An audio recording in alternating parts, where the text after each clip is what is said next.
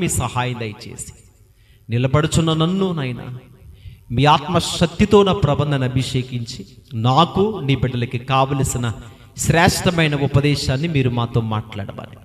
క్రీస్తు నామములో ఈ ప్రార్థన సమర్పిస్తున్నాం తండ్రి, ఆమేన్. జాగ్రత్త కలిగి పిల్లలు చూడాలి, ఇటు తిరగండి, నా వైపు చూడండి. మనసంతా వాక్యం మీద మాత్రమే దృష్టి పెట్టండి. ఎందుకంటే దేవుడు మనకి 2024వ సంవత్సరముల నుండి ఈ 2025వ సంవత్సరంలోనికి దేవుడు మనల్ని నడిపించారు కదండి. 2025లోనికి మనల్ని నడిపించారంటే ఏదో మన గొప్పతనం బట్ట, లేకుంటే మన మంచితనాన్ని బట్ట, లేకుంటే మనకి చక్కటి ఆరోగ్యం మనకు ఉండడం బట్ట మనం ఈ సంవత్సరానికి వచ్చాం.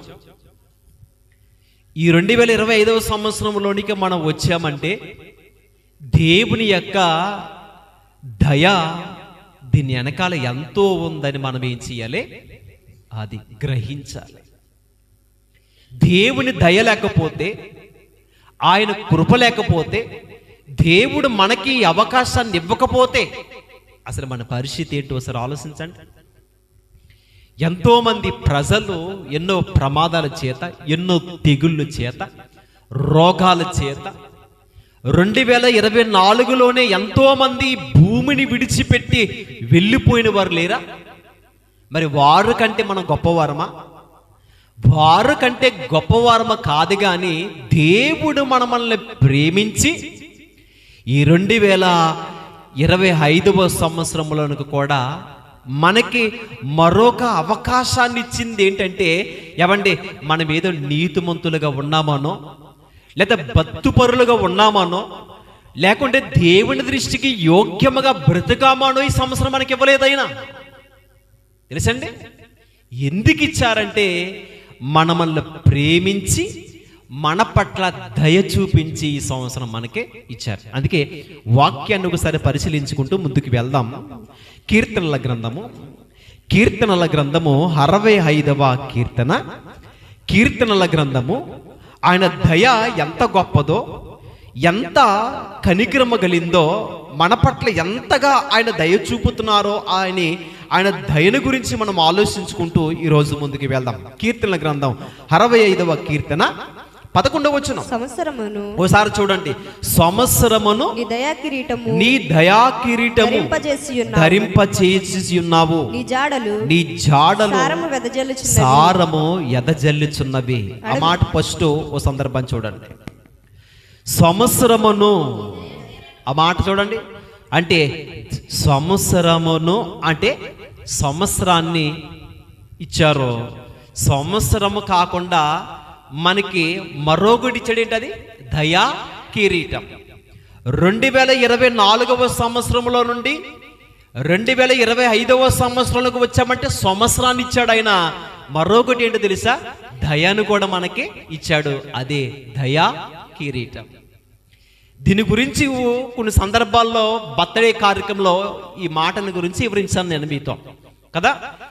దయా కిరీటాన్ని ఎవరు ధరించుకుంటారంటే రాజులు, ఉన్నతమైన వారు, గొప్ప గొప్ప కోటేశ్వరులు, ఆస్తిని సంపాదించి బంగారాన్ని సంపాదించుకున్న వారు. ఏమండి, ఆ బంగారాన్ని కిరీటాలుగా ధరించుకున్న వారు ఈ భూమి మీద ఎందరో ఉండాలి కదండి. అంటే అది వేరు, కానీ దేవుని దయ వేరు. ప్రియమైన వాళ్ళ బాగా వినాలి, దేవుని దయ వేరు. సంవత్సరమును నీ దయా కిరీటాన్ని ధరింపచేసి ఉన్నాడు. ఆ మాట చూడండి.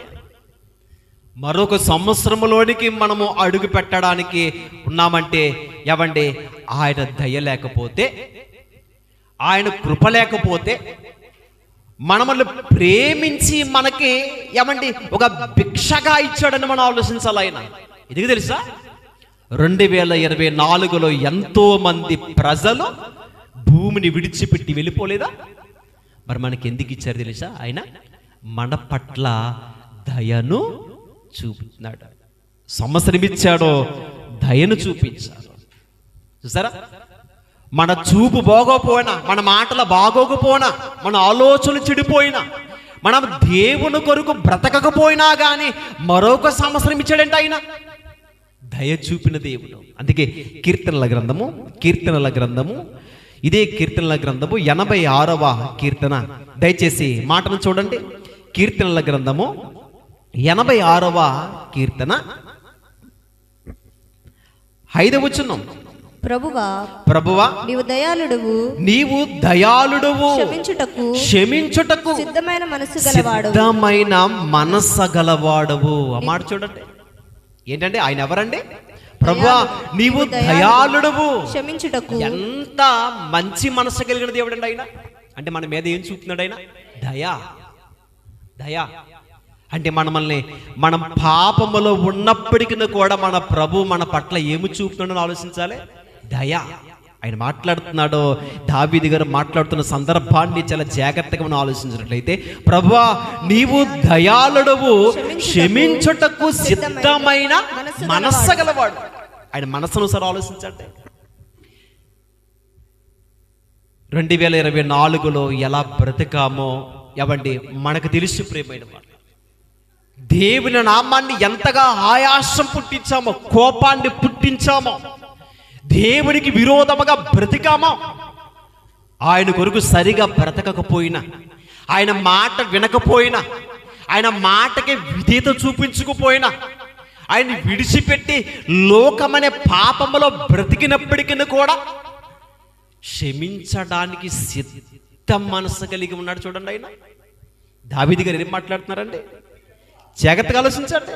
ప్రభువా నీవు దయాళుడవు, క్షమించుటకు. చూసారా, ఆయన ఎవండి మనమను క్షమించకపోతే, మన పట్ల కృప చూపకపోతే ఈరోజు మనం ఉందమా? చెప్పండి, ఒకసారి ఆలోచించండి. మరి ఎందుకు ఇచ్చాడు ఆయన? ఎందుకండి మనల్ని ఇంకా ప్రేమిస్తున్నాడంటే, ఎంత దయ చూపుతున్నాడంటే, నా కొరకు నా పిల్లలు ఇదిగో కనీసం ఈ 2024వ సంవత్సరంలో బ్రతకకపోయినా, ఈ 2025వ సంవత్సరంలో అయినా నా పిల్లలు ఏమవ్వాలి? బ్రతకాలని అవకాశాలు ఇస్తున్నారు. అందుకే ఆయన దయ మన పట్ల చూపుతున్నాడు. మరి ఎంతమంది ఆయన కొరకు ఈరోజు తీర్మానించుకునేవారు ఉంటారు కదా? చాలామంది అనుకుంటారు ఏమండి, ఆ 31st నైట్ రాగానే చాలామంది హ్యాపీ న్యూ ఇయర్ అని చెప్పుకుంటారు ఆనందంతో. ఈ హ్యాపీ న్యూ ఇయర్ అని చెప్పుకోవడానికి సింపుల్గా మనం చెప్పేస్తున్నామే తప్ప, సంవత్సరం ఇచ్చి ఆయన ఇప్పుడైనా హ్యాపీ న్యూ ఇయర్ అని చెప్పి మనం సంతోషపడ్డాం. దేవుడు ఇప్పుడు సంతోషపడ్డారా? డరండి. అయినా మనము ఎవండి ఇంటి పైన రోడ్ల మీద చాలా రంగులతో హ్యాపీ న్యూ ఇయర్ అని రాసుకుని సంతోషంతో, ఇదిగో ఎవండి 2024వ సంవత్సరం వెళ్ళిపోయింది, 25 ఇది మన మీద తెచ్చినట్లు కదా, ఇది మన మీద తీసుకుని వచ్చినట్లు కదా, ఇలా మాట్లాడుతూ ఉంటాం. నిజంగా దీని వెనకాల ఎవరు నడిపిస్తున్నారు ఇప్పటిని ఆలోచించామా? తాగుబోతాడు కూడా, తాగేసి కూడా బ్రదర్ హ్యాపీ న్యూ ఇయర్ అని చెప్తూ ఉంటాడు. వీడు కూడా తాగేసి, మార్పు లేకపోయినా కానీ ఎందుకు ఇవ్వాలైనా నీకు సంవత్సరం? త్రాగుడుతో బ్రతికి దేవుని మాట వినకుండా నీ ఇష్టానుసారంగా నువ్వు బ్రతికిరా కానీ పైగా ఏం చెప్తాం ఆ రోజు? ఏమండి చెప్పే అర్హత ఉందా? మనం సంతోషపడుతున్నాం, దేవునికి బాధ ప్రియమైన బర్ల. అయినా నా పిల్లలు నా కొరకు బ్రతకాలే, మరొక దయా కిరీటాన్ని నా పిల్లలకి దయింప చేయాలి. సరే, అంత మనసు కలిగినాడు. అందుకే మరొక సందర్భాన్ని మనం చూడగలిగితే, సహోదరి చదివింది కదా, 103వ కీర్తన, కీర్తనల గ్రంథము 103వ కీర్తన 8వ వచనం. ఎవరండి అయినా? యెహోవా దయా దాక్షణ్యపూర్ణుడు, దీర్ఘశాంతుడు, కృపా సమృద్ధి గలవాడు. ఆయన ఎల్లప్పుడూ యాజమాడువాడు కాడు, ఆయన నిత్యము కోపించేవాడు కాడు. ఆ మాట చూడండి. ఆయనంటండి ఎలాంటి దేవుడు అని వాక్యాన్ని చూడగలిగితే, యెహోవా దయాదాక్షణ్య పూర్ణుడు అంటే మన మీద ఏమి చూపుతున్నాడని ఆలోచించాలి. దయా దాక్షిణ్యులు మన మీద చూపుతున్నాడు. ఏమంటే ఒక్కొక్కళ్ళు చూడగానే మనకు అనుకుంటాం దయ కలుగుతూ ఉంటుంది. కొందరు మనుషులను చూసినప్పుడు జాలి దయ అన్నది కలుగుతూ ఉంటుంది కదా. దేవుడు కూడా దేవుని మాట మనం వినకపోయినా దేవుడు పైనుండి కిందకి చూస్తుంటే ఇదిగో వీళ్ళు ఎందుకు అసలు వీళ్ళు ఉండకూడదు అనుకుంటే అసలు మన పరిస్థితి ఏం చెప్పండి కదా. యెహోవంట దయాదాక్షిణ్య పూర్ణుడు. ఆయన ఎల్లప్పుడూ యాజమాడేవాడు కాడు. అంటే యాజం అంటే గొడవాడేవాడు కాదు, కలిహించేవాడు కాడంతే కాదంట. ఆయన ఎల్లప్పుడూ కూడా కోపపడే దేవుడు కూడా కాదు. అందుకే ఆయన కోపము నిమిషము మాత్రమే ఉంటుందంట. కీర్తనల గ్రంథము మరి ఇక్కడికి వద్దాం. కీర్తనల గ్రంథము 30వ అధ్యాయం 5వ వచనం. కీర్తనల గ్రంథము 30వ అధ్యాయం 5వ వచనం.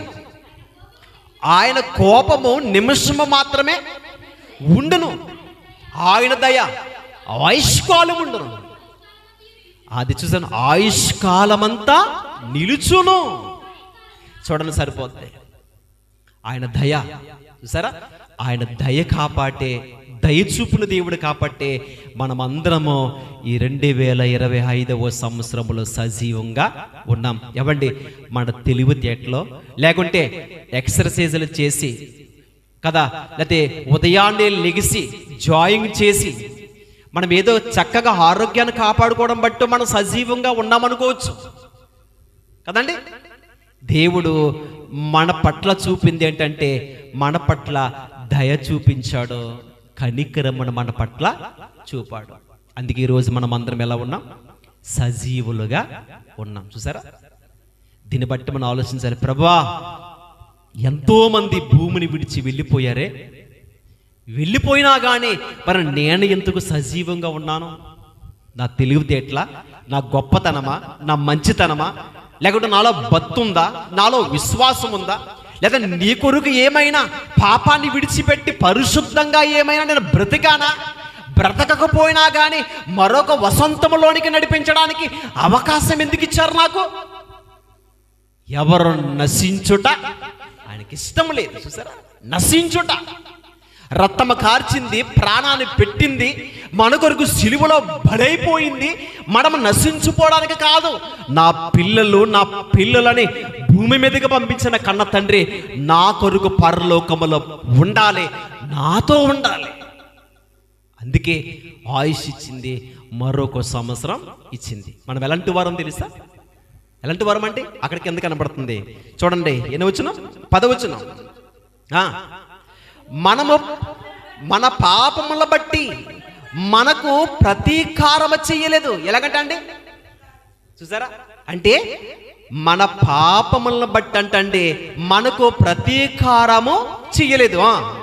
మన దోషములను బట్టి మనకి ప్రతిఫలము ఇవ్వలేదు. ఏమంటే 2024లో ఒకసారి ఖచ్చితంగా ఆలోచించండి.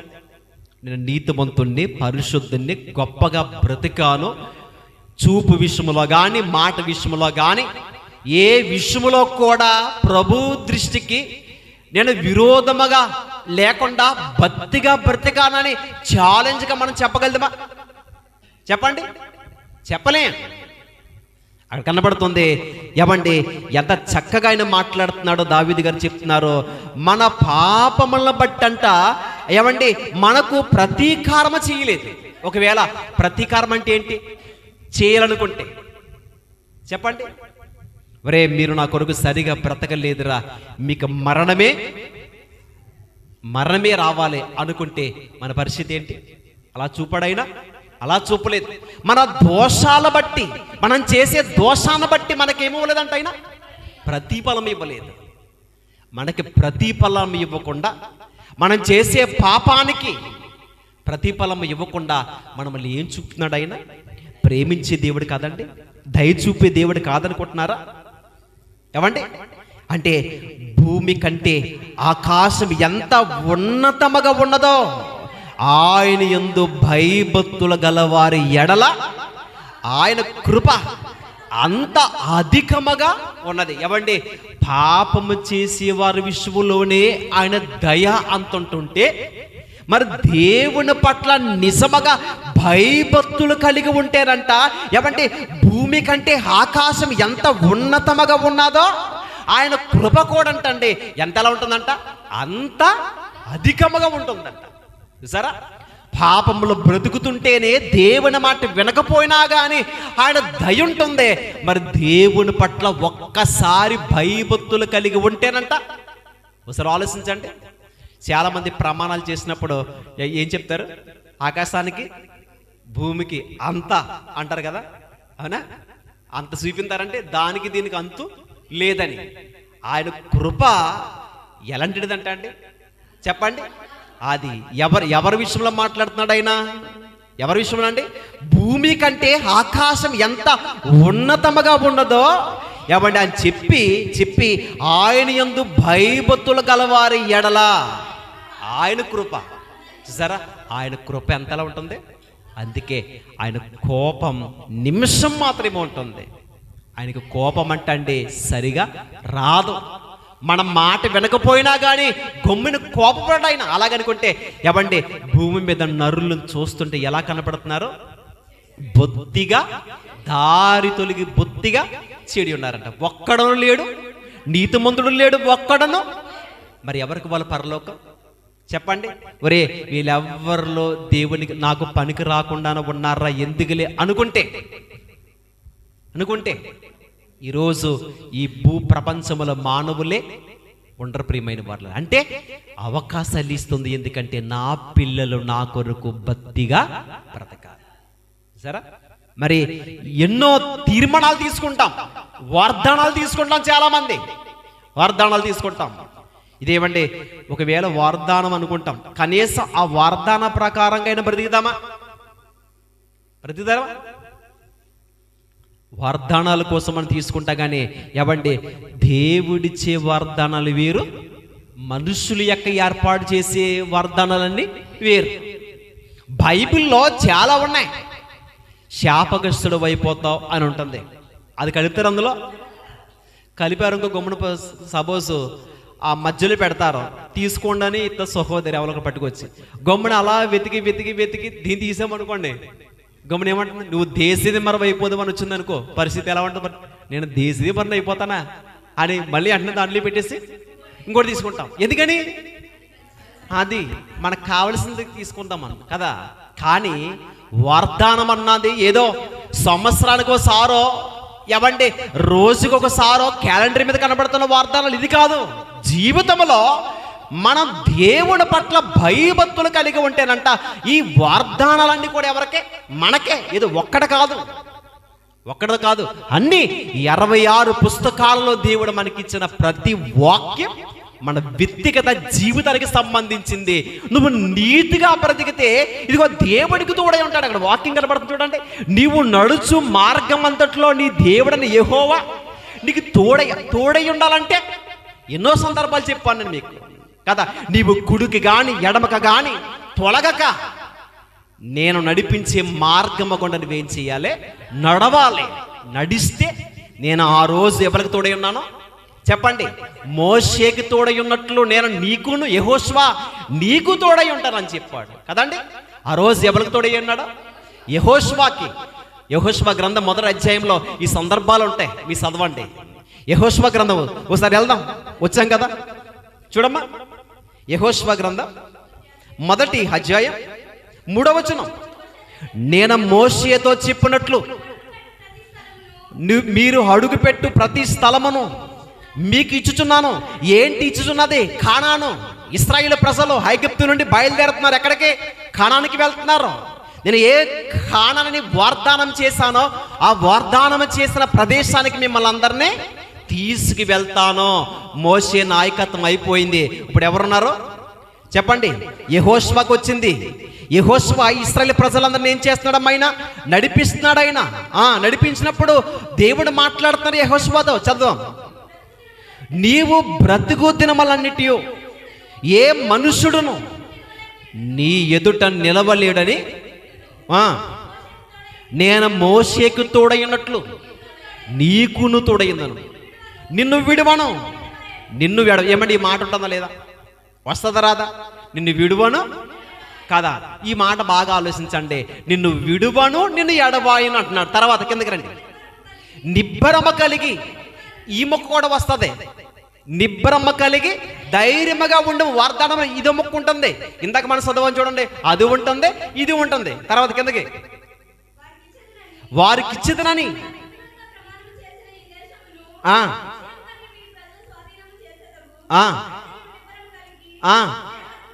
జాగ్రత్త పడి బహు ధైర్యముగా ఉండి, ఎవరంటే ఆయన నా సేవకుడైన మోషే మీకు ఆజ్ఞాపించిన ధర్మశాస్త్రం అంతటి చొప్పున చెయ్యవలను, నీవు నడుచు ప్రతి మార్గమున.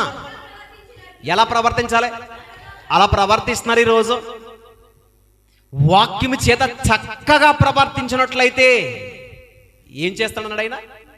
ఏమ్మా, నేను నీకు తోడై ఉంటాను. చక్కగా ఉందరా? అలా నడుచుకుంటున్నారు భూమి మీద. సంవత్సరం వచ్చి రాగానే సేవకులు ఏమిస్తారో వర్ధనాలు బైబిల్ స్టోర్లో ఉంటాయి కదండి, లైబ్రరీలోకి వెళ్ళి దాంట్లో పట్టుకొస్తాం, ఇచ్చి తీసుకుంటాం. సంవత్సరానికి వాగ్దానం దొరికింది కదా అని మనం తీసుకుంటాం. చక్కగా ఉందండి. చాలా మంది టాటస్లోను వాటిల్లో నీటిలోను పెట్టుకుంటారు, నాకు వచ్చిందండి అని కదా. అంటే వచ్చిందని మనం ఆనందిస్తున్నాం, కానీ బ్రతికే విషయంలో చాలా జాగ్రత్తగా మోషే గారితో చెప్పుతున్నాడు దేవుడు యెహోషువతో, యెహోషువా, నా సేవకుడైన మోషే నీకు ఆజ్ఞాపించాడు. ఏంటది?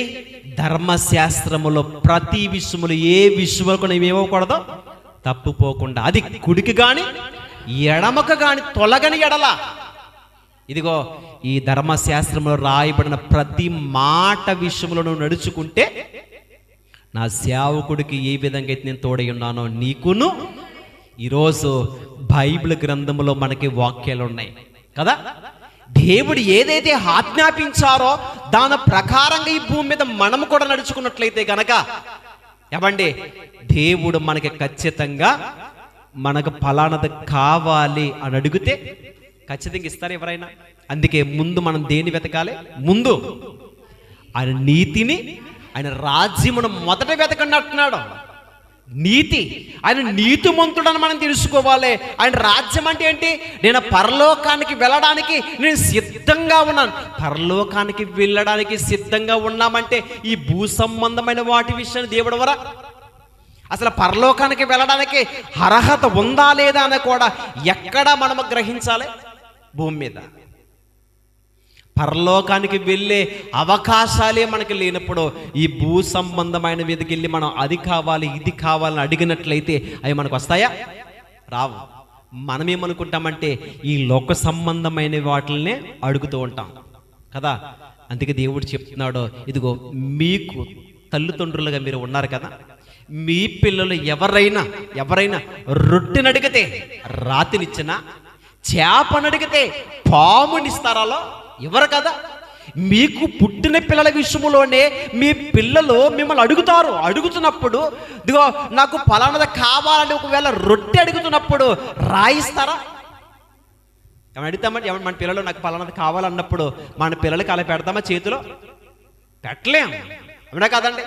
మీ తల్లిదండ్రుల విషయంలోనే ఇలాగుంటున్నప్పుడు వారిని కలగజేసిన దేవుడు ఎంత గొప్పవాడు చెప్పండి. వాటికంటే శ్రేష్టమైనవి ఇవ్వడానికి దేవుడు సిద్ధంగా ఉన్నాడు. చూసారా? అందుకే ధర్మశాస్త్రం విషయంలో మనం ఏం చెయ్యాలి? చాలా జాగ్రత్తగా నడుచుకోవాలి. అందుకే ఆయన మన పట్ల ఏం చూపుతున్నాడండి? ఏమా? దయాదాక్షిణ్య పూర్ణుడు. అందుకే ఆయన విషయంలో మనం ఎలా ఉండాలంటే పరిశుద్ధులుగా బ్రతకాలి. ఏదో సంవత్సరం వచ్చింది కదా అనే వాగ్దానాల కొరకు పరిగెట్టేవారుగా కాకుండా మన జీవితంలో ఎప్పుడు మనకి ప్రతి దినము కూడా దేవుని యొక్క వాక్యాలు మన హృదయంలో ఉంటే ప్రతి దినము ఏముంటాయి? మన హృదయంలో వాగ్దానాలు మనలో ఉంటాయి. ఆ వాగ్దానాలు కూడా నెరవేరాలంటే దేవుని పట్ల భయభక్తులు కలిగి ధర్మశాస్త్రంలో రాయబడిన ప్రతి మాట ఏమవ్వాలి? నెరవేర్చాలి. నా సేవకుడు ఎలాగున్నాడో అలా ఉంటే నేను నీకు భక్తులు దేవుని పట్ల భయభక్తులు కలిగిన భక్తులు ఎలాగున్నారో ఆ భక్తుల వలె మీరు కూడా బ్రతికితే వారికి నేను ఎలా ఉన్నానో ఈరోజు నేను మీకు కూడా అలా ఉంటాను. కనీసం మనం అలా ఉండం. అలా ఉండకోకుండా మనకి అది కావాలి ఇది కావాలి ఇది కావాలంటాం అంటాం, కానీ మనకి జరగవు కొన్ని సందర్భాల్లో. అవ్వం. ఎందుకు అవ్వట్లేదు? ముందే చెప్పాడు, నా సేవకుడైన మోషే నడుచుకున్నట్లు ఏమవ్వాలి, అది అలా ఉండాలి. అలాగా వారికి వలె మనం ఉంటే అది అలా నడుచుకున్నట్లయితే గొప్ప కృప మనకు దయచేస్తాడు. ప్రియులారా, ఇక్కడ మనము చూసాం కదా, ఏమంటే మనము మన పాపముల బట్టి అంటే దేవుడు మనకి ఏమి ఇవ్వలేదు, అయినా ప్రతీకారము చేయలేదంటే మన దోషముల బట్టి మనకు ప్రతిఫలాన్ని ఆయన ఇవ్వలేదు. చూసారా? అందుకే ఈ 2025లోనికి వచ్చినప్పుడు మనము ఒకటి తీర్మానం చేసుకోవాలి. మనలో పాపం ఉంటే దేవుని సన్నిధిలో ఒప్పుకొని పశ్చాత్తాపం పడి, ప్రభా 2024వ సంవత్సరంలో ఎన్నో సందర్భాల్లో నేను ఏమైపోయాను, తొలగిపోయాను, మీకు విరోధంగా బ్రతికాను, నా మాటలు బాగోలేదు, నా చూపు బాగోలేదు, నా ఆలోచనలు బాగోలేదు, నా క్రియలు బాగోలేదు, నేను మీకు విరోధంగా మారనేమో, మీ సన్నిధి అంటే నిర్లక్ష్యంగా బ్రతికానేమో, కానీ ఈ సంవత్సరంలో నేను అలా ఉండాలనుకుంటలేదు నాయన అని ఆయన సన్నిధిలోనికి వెళ్ళి మనం ఏం చేయాలి తెలుసా?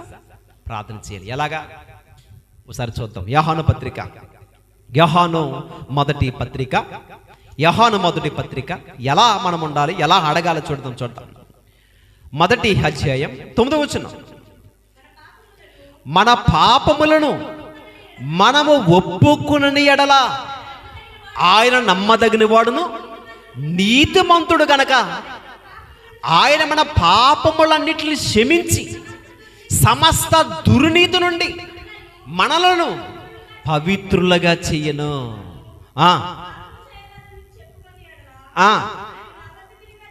చూడండి, 2024లో మనం పాపం చేయలేదంటారా? ఒకవేళ చెయ్యలేదు అని బాగానే ఉన్నానని అను ఒక భ్రమలో ఉంటే మనం దేవుని దృష్టికి ఎలాంటి వారమంట అంటే అబద్ధికులం అవుతామంట. అలా ఉండొద్దు అంటున్నాడు ఆయన. అందుకే మనకు తెలుసు, ఇదిగో వాక్యం చెప్తున్నాను నేనా, ఒకవేళ నేను ఎలా ఉన్నానో నా కన్నతండ్రికి తెలుసు, ప్రభువా ఎలా ఉన్నానో నన్ను సరిచేయండి అనే బాధ్యత నాకు ఉంది. ఇదిగో విశ్వాసులుగా మీరు దేవుని సన్నిధిలో దేవుని కొరకు బ్రతకాలనుకుంటున్నారా? ఒకవేళ ప్రభువా నేను ఎలా ఉన్నాను గత సంవత్సరం, మీ దృష్టికి ఎలా ఉన్నాను, నేను మీ సన్నిధిలో నేనేం చేస్తున్నానో ఒప్పుకుంటున్నాను. ఏమని రాయబడింది 9వ వచనంలో? మన పాపములు మనం ఏం చేయాలంటే ఒప్పుకోవాలి. ఇప్పుడు నేను చేశాను ఒక పాపం, నా పాపాన్ని మీరు ఒప్పుకోవడం కాదు, ఎవరు ఒప్పుకోవాలి? నేను ఒప్పుకోవాలి. నేను ఎక్కడ తొలగిపోయానో, ఎక్కడ జారిపోయానో నాకు తెలుసు. అలాగే ఈ ప్రపంచంలో క్రైస్తవులుగా బ్రతుకుతున్న వారు ఎవరైతే ఉన్నారో ఎవరికి వారికే తెలుసు ఎక్కడ పడిపోయారో, ఎక్కడ జారిపోయారో, ఎక్కడ నీచమైన పాపములో దొల్లుతున్నారో, నీచమైన పాపములో బ్రతుకుతున్నారో, పాపమే జీవితమని దేవునికి విరోధంగా మారిపోయారో అలాంటి వారు ఎవరైతే ఉన్నారో ఈ 2025వ సంవత్సరంలో దేవుని పాదాల పట్టుకుని, ప్రభువా మాటల్లో తొలగిపోయాను, చూపుల్లో జారిపోయాను, నడవడికల్లో తొలగిపోయాను, నా చూపులే పాడైపోయాయి, విరోధంగా బ్రతికాను తండ్రి, నేను పాపము చేసి ఉన్నాను, నన్ను క్షమించండి అని ఈ 2025వ సంవత్సరంలోనికి వచ్చామంటే ఆయన పాదాల పట్టుకుని అలా అడిగితే మనల్ని దేవుడు క్షమించి ఆయన దృష్టిలో యోగ్యులుగా మారుస్తాడు. అందుకే దయాకిరీటాన్ని మనకి దేవుడు ఇచ్చాడు. దయాకిరీటాన్ని అందుకు ఇచ్చాడు. మనలో పాపం ఉంది, మనం పాపము చేసిన వారు కనుక మనము మన పాపములన్నీ ఆయన సన్నిధిలో ఒప్పుకోవాలి. ఇలాంటి వాడు అంటండి ఆయన నమ్మదగిన వాడంట. ఆయన నమ్మదగిన వాడు, నీతిమంతుడు కదండి. మరొకటి కనుక అది అంటే మన పాపములు క్షమించడమే కాదు, దుర్నీతి నుండి కూడా మనల్ని ఏం చేస్తున్నాడు ఆయన, చూసారా? అలాంటి దేవుని సన్నిధిలో మనం ఏం చేయాలంటే దయచేసి ఒకవేళ తొలగిపోతే ఎవరు గొప్పవారు కాదు ప్రియులారా, ఎవరు నీతిమంతులు ఎవరు లేరు, అందరూ పాపులే కదా. ఏమంటే వారు గొప్పవారండి, నా జీవితం ఇలా ఉందని అనుకోవడానికి లేదు. ఎందరో తొలగిపోయిన వారు లేరా? ఉన్నారు. అయినా ఎవరి కోసమో కాదు కానీ నా కన్న తండ్రి నన్ను క్షమించడానికి సిద్ధంగా ఉన్నాడు. నేను మోకరించి ప్రభువా క్షమించండి అని అడిగితే క్షమించడానికి సిద్ధంగా ఉన్న మంచి మనస్సు గలవాడు. ఇందాక మనం చదువుకున్నాం కదా, రెండు సందర్భంలో చదువుకున్నాం కదండి. ఆ ప్రభు అంటే దయాదాక్షణ్య పూర్ణుడు, క్షమించడానికి. ఆ కీర్తన గ్రంథము 86వ కీర్తన 5వ వచనం, ప్రభువా నువ్వు దయాళుడువు, క్షమించుటకు ఎలా మనసు అంటే ఎటువంటి మనసు అనడానికి సిద్ధమైన మనస్సు గలవాడు. అంటే వెంటనే సిద్ధంగా ఉన్నాడు ఆయన, అంటే క్షమించడానికి సిద్ధంగా ఉన్నాడు. చూసారా, మనుషులు ఏదైనా ఏమంటే మనం ఏదైనా చేయని తప్పు చేస్తే, చేయని పాపం చేస్తే, లేకంటే అనరాన మాట అంటే మనుషులు పగతో ఉంటారు. కానీ దేవుడు అలాంటి వాడు కాడు. ప్రియమైన వారలారా, క్షమించే మనస్సు ఎవరికి ఉందనుకుంటున్నారో దేవునికి ఉంది. మనం చేసే పాపాలే ఆయన జ్ఞాపకం చేసుకోడంట. క్షమించడానికి ఎలాంటి వాడుగా సిద్ధపడుతున్నాడు ఆయన? సిద్ధ మనస్సు కలిగిన దేవుడు. సిద్ధ మనసు ఉందంట ఆయనకి. అంటే పాపాల్ని ఒప్పుకుంటే క్షమించడానికి కూడా సిద్ధంగా ఉన్నాడంటే ఎంత మంచోడు చూడండి ఆయన, ఎంత మంచోడండి ఆయన. అలాంటి దేవుని కొరకు ఈరోజు మనం ఎలా బ్రతకాలి చెప్పండి? ఎలా అమ్మా అంటే ఎంత పరిశుద్ధులుగా మనల్ని దేవుడు చేస్తుంటున్నప్పుడు మన కన్న తండ్రి దృష్టికి ఎలా మారిపోవాలి తెలుసా? అందుకే వాక్యాన్ని మరొక సందర్భాన్ని మనం చూడగలిగితే ఇదే కీర్తనల గ్రంథము 86వ కీర్తన, కీర్తనల గ్రంథము 86వ కీర్తన 15వ వచనం, ప్రభువా ఎలాంటండి? నువ్వు దయాదాక్షణ్య గల దేవుడవు. అది చూసారంటండి ఎంత మనిషి కలిగిన ఎటువంటి మనసు ఉందండి ఆయనకి? దీర్ఘశాంతం ఉంది ఆయనకి. ఎంత గొప్పవాడో! ప్రభువా నీవు దయాదాక్షణ్య గల దేవుడవు, అంతేకాదు దీర్ఘశాంతుడవు, కృపాసత్యములతో నిండినవాడు. కృపాసత్యములు అంటే ఏంటి? ఆయనలో ఏముంది? సత్యం. కృపాసత్యములతో నిండిన వాడవంటే ఎప్పుడు ఆయనలో ఏముందంటే జీవపు ఓట. ఆయన సత్యాన్ని అంటే సత్యం అంటే వాక్యం. సత్యం అంటే వాక్యం. ఆ సత్యవాక్యము ఎవరి హృదయంలో ఉంటుందో వారందరూ ఎలా మారిపోతారు తెలుసా అంటే గొప్పవారుగా మనము దేవుని దృష్టికి మారిపోతాం, గొప్పవారుగా. అందుకే ఈ మాట రాయబడింది. ఎంత ఈ 2025లోనికి మనం వచ్చామంటే ఏమండి, ప్రభువా నీవు దయాదాక్షణ్య గల దేవుడవు, దీర్ఘశాంతుడు. అంటే ఏమంటే మన పిల్లలే మాట వినకపోతే కోపంతో మనం రగిలిపోయాన్ని ఏం చేస్తాం? ఒక దెబ్బ, ఒరే మాట వింటరా కదా, ఓర్చుకుంటామా? ఓర్చుకోలేం. అంటే కోపం వస్తుంది మనకి, తట్టుకుందాం అనుకుంటే మనం తట్టుకోలేం. ఎందుకంటే వాడు ఏదో తుండ్ర పని చేస్తాడు. మాట వినలేకపోతే చెయ్యో కర్ర వాడు ఈపి మీదకి వెళ్ళిపోద్ది, టపేలు మంట వెళ్ళిపోద్ది. ఇంకా అలా ఒకవేళ దేవుని చెయ్యి మన మీదకి వస్తే ఒకసారి ఆలోచించండి కదా. అందుకే ఎంత దయ చూపి దేవుడు అండి, ఆయన ఓర్చుకుంటున్నాడు. ఇలాగా దీర్ఘశాంత కలివాడంట. నా పిల్లల్ని ఒకవేళ ఏమైనా చేసుకుంటే కోపపడితే మనిషి అన్నవాడి ఉండడని ఓర్చుకుంటాడంటే ఎంత దయాదాక్షణ్య గల దేవుడు కలిపడుతున్నాడు చూడండి ఆయన. అందుకే ఈరోజు మనం ఉన్నాం ప్రియులారా. ఈరోజు 2025లో మనం ఇలా వాక్యాన్ని వింటున్నామంటే ఇది మన గొప్పతనం కాదు, మన మంచితనం కాదు. మన నీతిమంతులుగా మారకపోయినా, మాట వినకపోయినా దేవుడు అవకాశం ఇచ్చారు. ఏవండి అయితే మరి ఈ సంవత్సరం మనం ఎలా ఉండాలి? ఇప్పుడు నీతిమంతులుగా మార్చబడాలి, పరిశుద్ధులుగా బ్రతకాలి, దేవుని దృష్టికి యోగ్యులుగా బ్రతకాలి. అలా యోగ్యులుగా మనం బ్రతికితే మన కన్న తండ్రి ముగించుకుందాం. 100వ కీర్తన ఒకసారి చూడండి. 100వ కీర్తన, కీర్తనల గ్రంథము 100వ కీర్తన 5వ వచనం, యెహోవా దయాళుడు, ఆయన కృప నిత్యముండును. ఏమండి ఆయన సత్యము తరతరములు ఉండెను. ఆయన సత్యం అంటండి తరతరములు ఉండనంట. చూసారా? అంటే ఆయన సత్యం అంటే ఆయన మాటలో ఈ భూమి ఈ ప్రపంచం మొత్తం అన్నీ కూడా లయమైపోయినా కానీ నా మాటలో గతించమన్నాడు ఆయన. అందుకే ఆయన మాటలు ఎప్పుడు ఉండేవి. ఆయన మాటల్లో ఏముంది? జీవం ఉంది. ఆయన మాటలో జీవం ఉంది. ఆయన మాటలో సత్తు ఉంది. ఆయన మాటలో బలం ఉంది.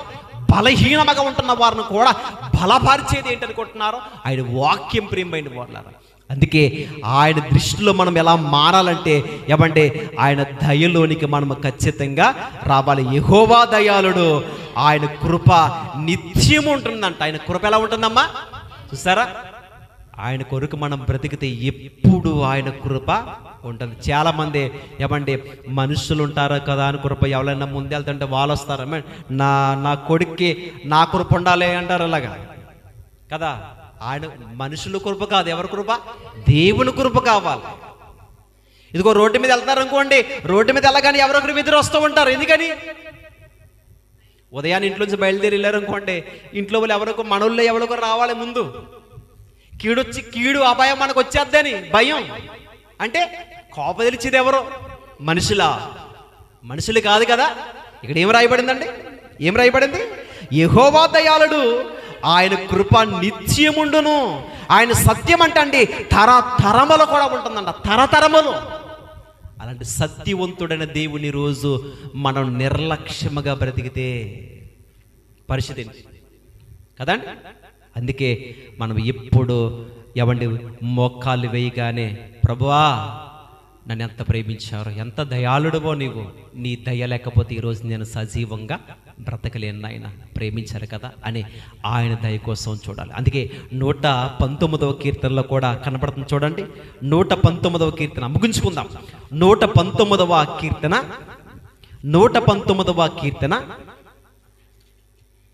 68వ వచనం చూడండి. నీవు దయాళుడవై మేలు చేయుచున్నావు, నీ కట్టడలను నాకు బోధింపుము. చాలండి మాట చూడండి. ఆయన ఎలాంటి వాడు అంటే ఆయన చూడండి, నీవు దయాళుడవై మేలు చేయుచున్నావు. ఆయన ఏం చేస్తున్నాడంటే అండి మేలు. మనకి మేలు చేశాడు, ఇప్పుడు కీడు చేశాడా? ఏమండి మనం ఏదో మన ఇబ్బందులు తీరలేదు, అది లేదు ఇది లేదు అనుకుంటాం. అసలు మేలు మనం లేకపోతే డబ్బున్న ప్రయోజనం ఉంటుందా? ఆస్తున్న ఎంతమంది కోట్ల రూపాయలు సంపాదించుకున్న వాళ్ళు ఉన్నారు, వారు ఏమైనా వాటిని అనుభవిస్తున్నారా? మరి కోట్ల రూపాయలు ఏం చేసుకోవాలి? డబ్బు గొప్పదా, ప్రాణం గొప్పదా? చెప్పండి. ప్రాణమే కదా. ఇక్కడ రాయబడుతున్న మాటను జాగ్రత్తగా ఒకసారి ఆలోచించండి. అది ఏం చేస్తున్నాడు అంటే ఆయన, నీవు దయాళుడవై మేలు చేయుచున్నావు, అది నీ కట్టడలను నాకు బోధింపుము. నీ కట్టడాలంటే ఆయన వాక్యాన్ని. ఎప్పుడైనా మనం ఇలా అనుకుంటున్నామా? ఎప్పుడైనా ప్రభువా మీ మాటలో నాతో మాట్లాడింప చేయండి, నా జీవితానికి కావలసిన మాటలు మీరు వాక్యంతో మాట్లాడించండి నాయన అని ఎప్పుడైనా మనం అలా ప్రార్థన పూర్వకంగా సిద్ధపడ్డామా? ఏమంటే మీరు మందిరానికి వెళ్తున్నారు కదా, ఆదివారం ఉదయాన్నే మందిరానికి వెళ్తున్నారు. మందిరానికి వెళ్తున్నప్పుడు ప్రభువా సేవకుల చేత నాతో మాట్లాడండి అని ఎవరు ప్రార్థన పూర్వకంగా సిద్ధపడి వెళ్ళేవారు? ఒకవేళ అలాంటి అనుభవాలు లేకపోతే ఇంటికాడ ప్రార్థించి ప్రభువా ఈరోజు నీ మందిరానికి వెళ్తున్నాను నాయన, వాక్యం చేత మీరు నాతో మాట్లాడండి. ఒకవేళ సరి లేకపోతే నేను సరి చేసుకుంటాను అని అలాంటి మనసుతో వెళ్తే ఖచ్చితంగా దేవుడు మనతో, అది మనకు అలాంటిది ఉంటుందా? అది చెప్పుకుంటే వెళ్ళిపోతుంటే మన పని మనదే, ఆయన పని అయిందే, మన పని మనదే. ఆడుకున్నవాడు ఆడుకోవాలి, గొంతులు వేసేవాళ్ళు గొంతులు వేయాలి, ఇంకా కదండి. ఇంకా ముగింపు ప్రార్థన అయిపోయింది, ఇంకా అది ఎవరికి వాళ్ళు బైబిల్ తీసుకుని మన కబోర్డ్లోకి వెళ్ళిపోద్ది. మరలా గుర్తుంటే ఏదో మధ్యలో ఎవరో కొంచెం దైవికంగా కొంచెం వెతుకుతున్న వారు ఎవరో ఉంటే వాక్యం చదువుకుంటారో, లేకపోతే దాంట్లో పడిపోద్ది. మరలా ఉదయం రావాలి, కుంకుడిగలు తెచ్చుకోవాలి, తలకు స్నానం చేయాలి, ఇలా ఆదివారం అండి మరలా కబోర్డ్లో ఉంటున్న బైబిల్ దులుపుకుని వెళ్ళాలి. ఈరోజు క్రైస్తవుల భక్తి ఎలా ఉంది తెలుసా? అలా అయిపోయింది. అలా ఉండొద్దు. ఈ పరిచర్లో ప్రయాసపడుతుంది ఏంటంటే సత్యవాక్యాన్ని వినాలి, హృదయములో భద్రపరచుకోవాలి, సర్వసత్యములోనికి అడుగులు వేయాలి. ముగించి చెప్తున్నాను. మరి ఇంతవరకు కూడా మనం విన్నది ఏంటి చెప్పండి? ఏమా ఆయన దయ కదా. ఆ దయ మనలో ఉంటే మనం ఏం చేస్తాం తెలుసా? ఆ దయ ఉండాలంటే మనకు కొన్ని లక్షణాలు మనకు ఉండాలి. ముగించుకుంది ఈ మాట చెప్పి చూడండి. కొలసీ రాసిన పత్రిక మొదటి అధ్యాయం, కొలసీలికి రాసిన పత్రిక మొదటి అధ్యాయం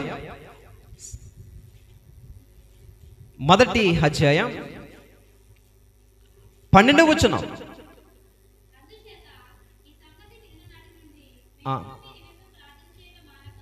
ఒకసారి క్షమించండి. కొలసీలు రాసిన పత్రిక 3వ అధ్యాయం 12వ వచనం. కాగా దేవుని చేత ఏర్పరచబడిన వారును పరిశుద్ధులను ప్రియులైన వారికి తగునట్లు మీరు జాలిగల మనసును, దయాలత్వమును, వినయమును, సాత్వికమును, దీర్ఘశాంతమును ధరించుకునిడి. ఎవడైనను ఒకడినొకడు సహించుచు, అది ఒకడినొకడు క్షమించండి. ఏమని ఇలాంటివి ఏమైనా ఉన్నాయా? క్రైస్తవ యొక్క అనుభవాలు ఇలాంటి లక్షణాలు ఉన్నాయా? ఉండాలి. ఫస్ట్ మాట్లాడుతున్నాడు ఆయన పౌలు గారు. కాగా దేవుని చేత ఏర్పరచబడిన వారును. ఏమండి, బాప్తిసం పొందిన తర్వాత క్రీస్తులోనికి మనం అడుగు పెడుతున్నామంటే దానికి అర్థం ఏంటి? లోకము నుండి ఇప్పుడు మనం ఏమయ్యాం? ఏరయాం. అంటే ప్రాచీన స్వభావాన్ని ఏం చేసి పెట్టాం? విడిచిపెట్టాం. ఇప్పుడు కొత్తగా బ్రతకాలంటే ఇప్పుడు ఏం చేయబడాలి? దేవుని చేత ఏర్పరచబడిన వారమై పరిశుద్ధులను ప్రియులైన వారికి ఎలా ఉండాలంటే మీరు తగునట్లుగా మీరు జాలిగల మనసును, దయాళత్వమును, వినయమును, సాత్వికమును, దీర్ఘశాంతమును ధరించుకునుడి. ఏమండి, ఒక్కొక్క గుణాన్ని మన హృదయాంతరంగంలో ధరించుకోవాలంట. సరే, కింది మ్యాటర్ మీరు చదువుకోండి. ఏమండి, ఒకరిని ఒకరు మనం ఏం చేసుకోవాలి? అది క్షమించుకోండి అని చెప్తున్నాడు. అంటే మీరు ఒకరిని ఒకరు మీరు క్షమించుకున్న ఎడల అది ప్రభువు కూడా మిమ్మల్ని ఏం చేస్తున్నాడండి? అది యేసు ప్రభువే క్షమిస్తుంటే ఏమంటే మనం క్షమించకపోతే అసలు మనం బ్రతికేలంటారు? అది చెప్పండి. అందుకే దేవుడు ఎంత ప్రేమ చూపే దేవుడో ఇంతవరకు మనల్ని చూపింది ఏంటో తెలుసా? ఆయన దయాళత్వాన్ని. ఆయన దయాళుడు, ఆయన దయగలిగిన దేవుడు కాబట్టి ఈరోజు మనం ఉన్నాం. దేవుడే దయ చూపకపోతే ఈరోజు మనం లేము కదా. మరి మనలో అలాంటి గుణలక్షణాలు ఏ క్రైస్తవుడైతే దేవుని పట్ల భయభక్తులు కలుగుతున్నారో ఆ దయా లక్షణాలు ఎవరిలో ఉండాలి? మనలో ఉండాలి. మనలో ఉంటే పరిశుద్ధులుగా మనం ఖచ్చితంగా మార్చబడతాం. ఈ మాట చెప్పి వాక్యాన్ని ముగించుకుందాం. పేతురు రాసిన మొదటి పత్రిక 2వ అధ్యాయం మొదటి నుండి. ఏమంటే ప్రభు దయాళుడని రుచి చూచి సమస్తమైన దుష్టత్వమును, ఆ సమస్తమైన కపటమును, వేషధారణయు మాని కొత్తగా జన్మించిన శిష్యులను పోలిన వారే నిర్మలమైన వాక్యం అనే పాలు వలన రక్షణలో. అది ఆ మాట చూడండి. ప్రభు దయాళుడని మీరు రుచి చూచిన ఎడల ఏమండి అక్కడ సమస్త దుష్టత్వమును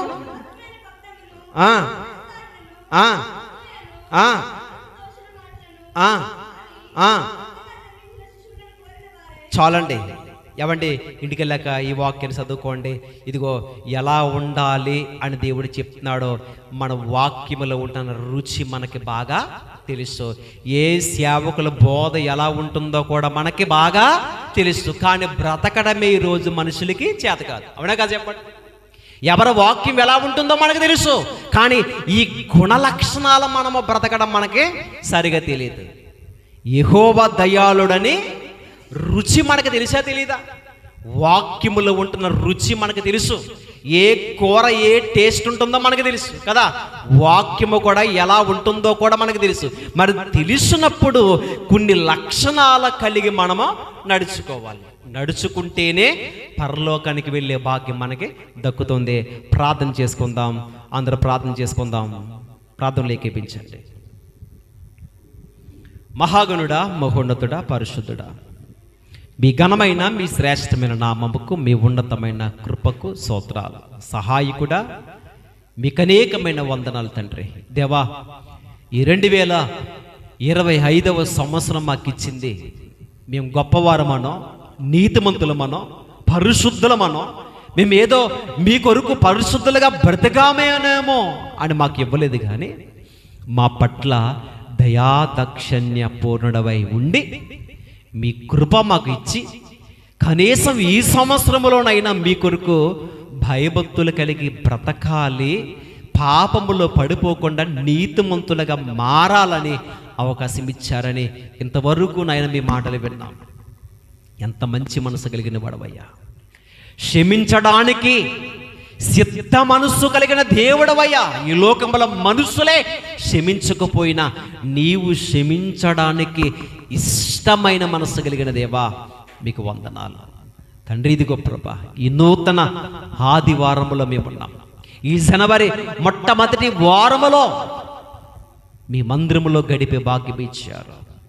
మా మనసులో కల్మషం, కపటం, వేషధారణ ఏమన్నావో తీసుకోమని కొలసి సంఘములో ఉంటున్న వారితో పౌలు గారి చేత మీరు హెచ్చరించారు. ఈరోజు దేవ, ఒకవేళ మాలో ఉంటే, దుష్టుడైన అపవాది మా జీవితంలో ఉంటే, మాలో ఉన్న ఫలాలు వెడుతుకుపోతాడు తండ్రి. వాడికి అవకాశాన్ని ఇవ్వకుండా వాడిని మోకాళ్ళ కింద చితక తొక్కడానికి శక్తినివ్వండి, బలాన్నివ్వండి. మీ వాక్యములను రుచి ఎరిగిన వారమే, మీ వాక్యముల శక్తిని మేము గ్రహించిన వారమే. ఆ వాక్ శక్తి మాకు ఇవ్వండి అయ్యా. ఈ సంవత్సరమే కాదు, ఈ సంవత్సరమును దయా కిరీటాన్ని మాకు ఇచ్చారు, ధరింపచేసి ఉన్నారు. మీరు దయాళుడు ప్రభ, మీ కృప నిత్యము ఉండరని మీ వాక్యం సెలవిస్తుంది. మీ కృప మా పట్ల ఉంది గనక సంవత్సరం అంతా కాపాడారు తండ్రి. ఇదిగో ప్రభ, ఈ సంవత్సరం చూడలేని వారు ఎందరో ఉన్నారు తండ్రి, కానీ మాకు ఇచ్చారంటే మేము మీ కొరకు బ్రతకాలని మాకు ఇచ్చారు తండ్రి. ఈ 2025 సంవత్సరంలోనైనా మేము పరిశుద్ధులుగా బ్రతుకుటకు మీ సహాయం దయచేయండి. ఎవరి బిడ్డల బట్టి, సంటి బిడ్డల బట్టి, పెద్దవారిని బట్టి ప్రార్థిస్తున్నాను తండ్రి. అయ్యా, ఈ మొట్టమొదటి ఈ సంవత్సరంలో ఈ ఆరాధనలో ప్రభా, ఈరోజు గొప్ప భాగ్యం ఇచ్చారు తండ్రి. నిజమే, సంవత్సరం అంతా కాపాడారు. దీవించండి, ఆశ్రమించండి. మా యవనస్తులున్నారు ప్రభా, మా యవన బిడ్డలను బట్టి ప్రార్థిస్తున్నాను తండ్రి. వారు పరిశుద్ధులుగా బ్రతుకుటకు సహాయం దయచేయండి. పెద్దవారు శారీరకంగా బలహీనంగా ఉంటే ఆరోగ్యంతో నింపండి, శక్తినివ్వండి. మీ కొరకు పరిశుద్ధులుగా బ్రతుకుటకు సహాయం దయచేసి ప్రార్థన ముగించుకొని మా గృహాలకి వెళుచుండగా మీ దీవెన, మీ ఆశీర్వాదాలతో మమ్మల్ని పంపించమని క్రీస్తు నామముని ప్రార్థన సమర్పిస్తున్నాము తండ్రి. ఆమేన్.